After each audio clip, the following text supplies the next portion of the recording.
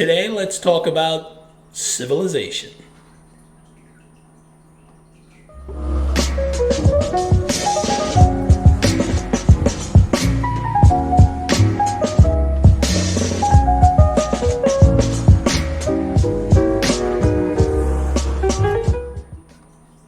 Hello, everyone. This is Keith, and welcome to the Ghetto Sapien channel. Like I said, today I want to talk about civilization, and I think we should have a much greater appreciation for our current situation that we're in right now. What brought this to mind was I was in Dubai in 2017. My wife and I were on vacation, and really enjoyable city. I recommend going if you can get there. It's nice to see other cultures. I really enjoy doing that. I enjoy seeing different cultures and kind of immersing myself in it to a degree. I'm still an American, so this is why I appreciated this. Okay, that's upside down. Add sideways. There we go. Okay, so I appreciated this as an American. As much as I like being around Arabic culture and, like I said, different cultures, going to a French bakery in a mall in Dubai and everything's in English, oh man, that was great. I thought that was awesome. And then I really thought about how that came to be. That's because of the British Empire. Um, let's admit it that I mean, it's a convenience that I speak English because it's all over the place. It's almost a universal language. And the reason being is because at one point, like around the 19th century, the Brits, they had the British Empire, as they say, the sun never set on the British Empire. It was everywhere. They had colonies, their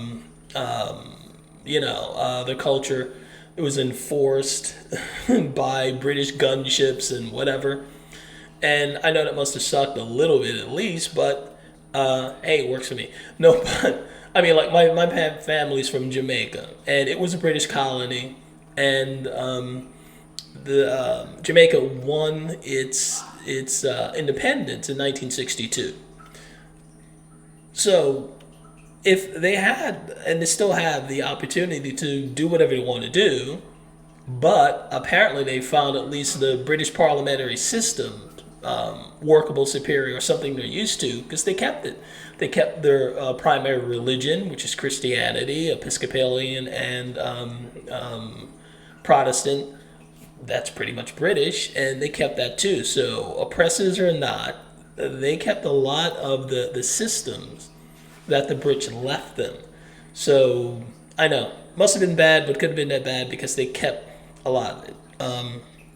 Kept a lot of the standards there, and I think I'm going to go out on a limb here. I'm going to say something kind of controversial. I think the fact that the British Empire taking over so many countries had probably led to the less death and destruction and war among countries, because when you can speak the same language, or at least you have some language in common, or some common culture, say like Christianity in this case, or the Ten Commandments, Magna Carta, whatever, it's you're less likely to go to war because you can communicate with each other. I think a lot of problems happen with miscommunication. So the British making English so ubiquitous is I think has led to the savings of lives and made it easier for me to go to a French baker in Dubai. Anyway, when I'm talking about the British Empire, also, I'm not talking about these cucks and inbreds. Well, she's just new, but I'm talking about the rest of them, inbred and whatever. I shouldn't be so mean, but that's how it is. I'm not talking about them. I'm talking about, say, like this guy. These are the Brits of old. In this case, this guy is Lieutenant General Lord William Bentinck. He was the Governor General of India in the 1800s, 19th century. And, back then, that's when the Brits really cared about their culture. They thought they were culturally superior. And look, let's be honest, some cultures are better than others. I think that should be obvious. I don't really need to think I need to go into detail over that because the evidence is there. Some cultures are better than others. Travel enough, you'll know this is true. One of the things that the general did in his time was he disbanded the Thuggies, which was pretty much like ISIS back then. If you've seen Indiana Jones, the second one that kind of sucks, the Thuggies were the villains of that movie. That was a real group, and they did murder people. And people like General William Bettenich got rid of them.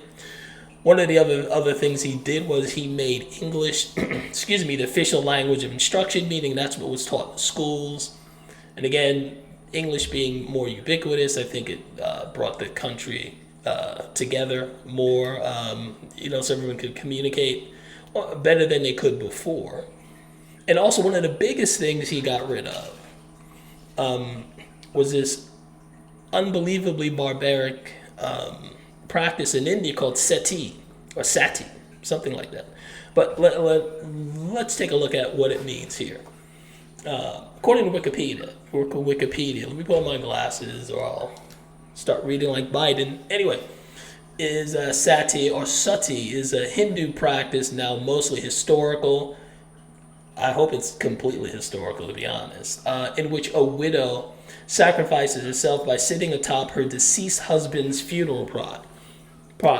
So, the reason being, because I did a little more reading into this, is because it was for family honor. The widowed woman, instead of being a burden on her family or allowing herself to be an embarrassment to the family by, being need to be taken care of or taken advantage of, instead of all those things, she threw herself on the fire during her husband's funeral, as opposed to throwing herself on her brother-in-law at her husband's funeral.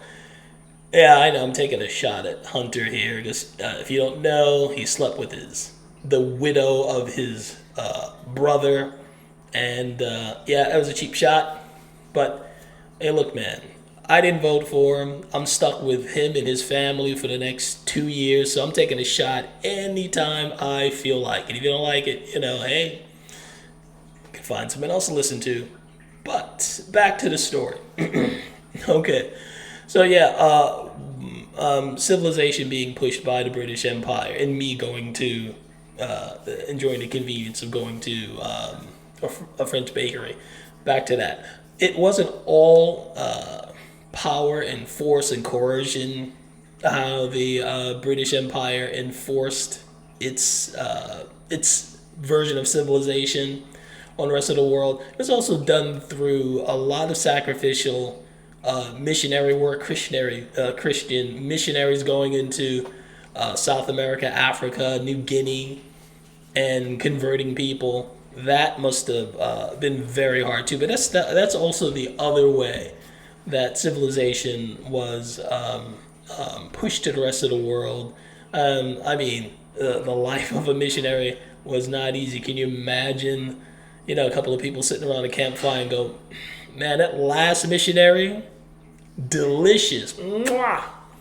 But he's probably right about that Jesus guy. Who knows? I'm joking, but obviously. But I think we take civilization for granted. We think our current status, is like the default of humanity. Like, it's always going to be like this because it's mostly been like this. And to believe that, you have to not understand the nature of man. You have to not understand history. For most of our existence, it's been war, slavery, pestilence, tyranny. That's it. It's only the last, I'd say, 75 years of our existence that we've lived even in some form of recognizable modern history. Modern civilization. Sorry about that. I heard it described this way: modern civilization is like seeing a swan just gliding on top of a pristine lake with web feet madly paddling underneath, and that's pretty much how it is. Most of us don't see what it takes to keep everything up. We just assume everything's just going to run as it is now. And I think that's why we have the luxury now of engaging in moronic conversations and debates on as to what a woman is. That wasn't a debate 100 years ago or even 30 years ago. But now we have the luxury, and it is a luxury to debate things like that.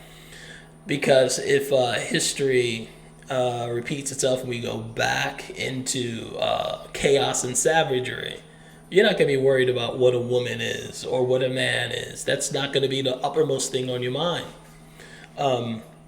We need to understand the building blocks of civilization. And I think one of those things is the marriage between one man and one woman. If you have polygamy, for example, say you want to change that standard, go to polygamy, and you have a situation where you have one rich guy who can grab 10, 15, 20 girls, eligible, fertile women off the market. Now you have an imbalance. You have a bunch of men, young men, who have no chance at all of ever finding anyone, ever getting a mate, ever starting a family. That masculine energy is going somewhere. It ain't all gonna go into porn and video games. You're gonna see increase in violence, possibly war, and that's what civilization between one man and one woman, that's what that does. It takes that masculine energy and channels it into taking care of and providing for your family. That's how you build civilization. You don't build it by breaking up families. So we need to stop tweaking, fooling around with the traditional relationships between man and woman. We need to encourage more of it. When we play with forces we don't understand, we end up with disasters. I'll give you a good example. It's kind of reminded me of this scene from the Manhattan Project where it's a movie. I highly recommend it. Very interesting. It's on the development of the nuclear bomb. And there's a scene where the actor John Cusack, who does a good job, even though he can't stand him politically, excuse me, he does a good job of playing this scientist, young guy, Louis Slotin, who tries to get plutonium to come as close to a critical mass as possible. And he's supposed to be using tools like, from people older than him, people who've been around longer than him that work. But instead, he thinks he could do it by tweaking everything with a screwdriver by hand. Again, ignoring the past and ignoring what's been tried and true to do something new. And this is the result.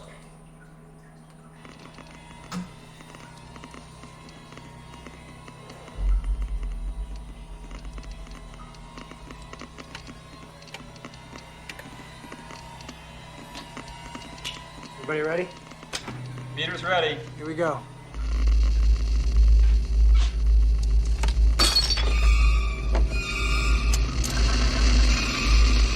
Let go!